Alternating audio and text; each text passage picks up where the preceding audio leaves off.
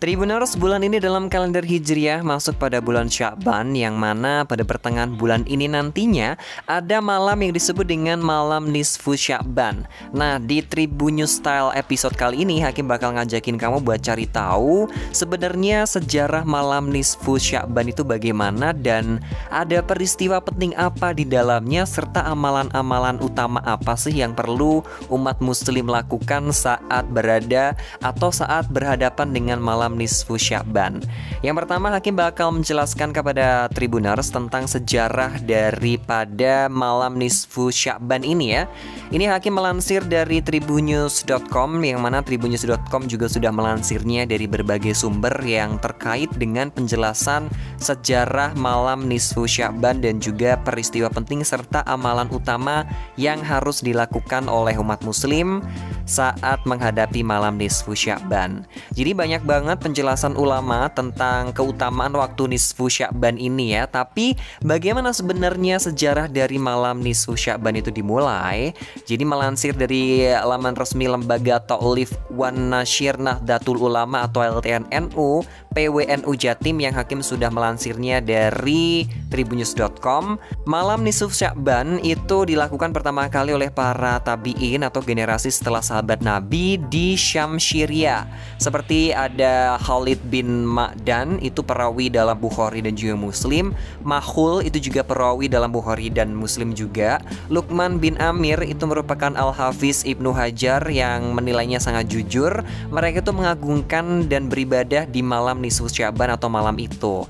Nah, dari mereka inilah kemudian orang-orang mengambil keutamaan dari adanya nisfu Sya'ban.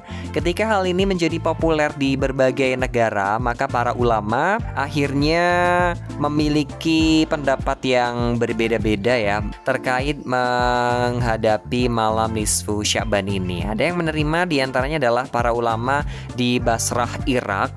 Namun kebanyakan ulama Hijaz, ulama yang berada di kota Makkah dan Madinah, itu mengingkari, seperti Atta, terus juga ada Ibnu Abi Mulaikah dan juga Abdurrahman bin Zaid bin Aslam dari ulama Madinah, dan pendapat beberapa ulama Malikiyah mengatakan bahwa semuanya itu adalah bid'ah.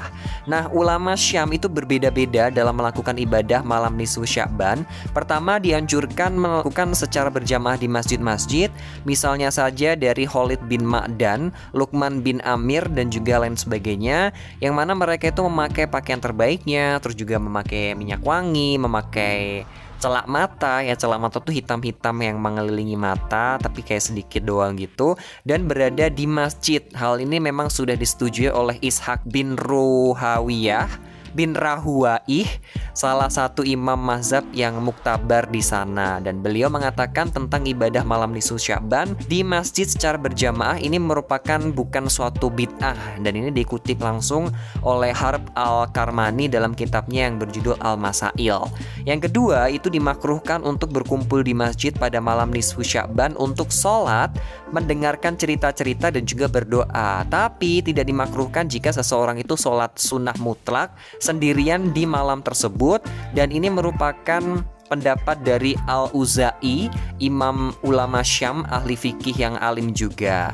Inilah yang paling tepat, yang insya Allah menurut kepercayaan beberapa pihak itu diperbolehkan, ada yang tidak diperbolehkan gitu, Tribuners. Terus juga ada beberapa peristiwa-peristiwa penting yang terjadi. Kenapa sih pada peringatan nisfu Sya'ban ini? Salah satu peristiwa pentingnya yang terjadi di bulan Sya'ban itu adalah perpindahan kiblat.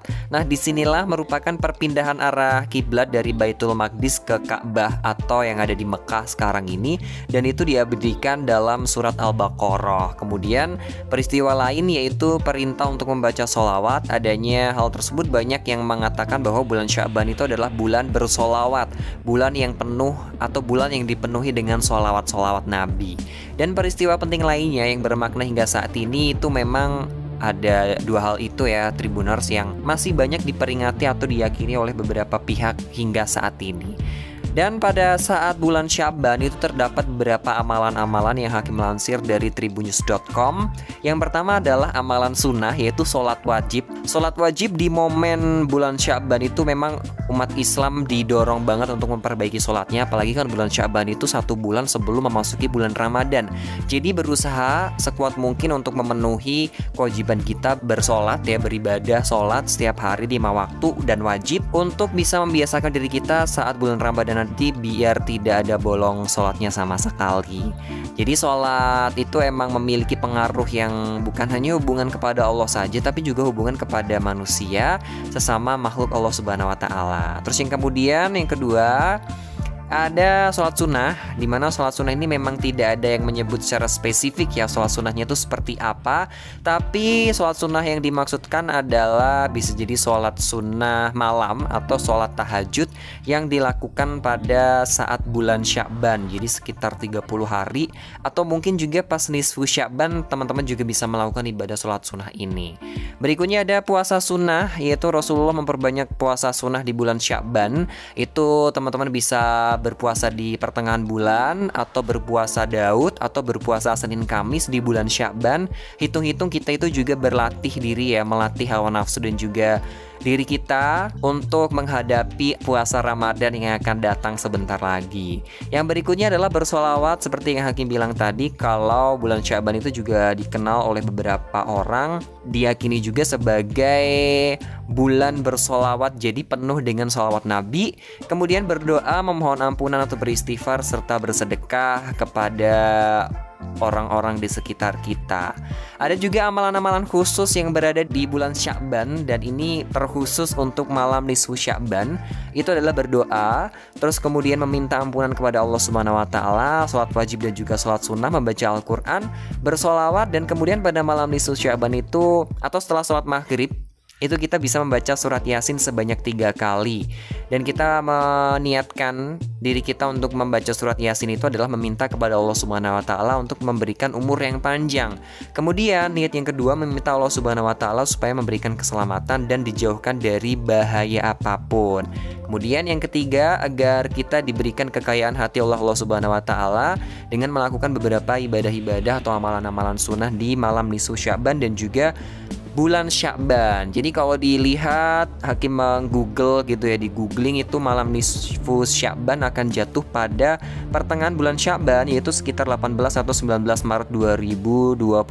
Jadi kita bisa mempersiapkan diri dari sekarang. Jika teman-teman meyakini dengan amalan-amalan tersebut, silahkan dimulai dilatih dari sekarang. Ya, hitung-hitung kita berlatih juga untuk menghadapi bulan Ramadan yang tidak lama lagi akan kita masuki gitu ya, Tribuners. Oke, Tribuners, selamat beribadah, selamat menunaikan ibadah-ibadah sunnah di bulan Sya'ban atau nisfu Sya'ban juga, dan kita berlatih untuk meningkatkan ibadah kita di bulan Ramadan nanti. Selamat mencoba dan sampai jumpa di Tribun News Style berikutnya.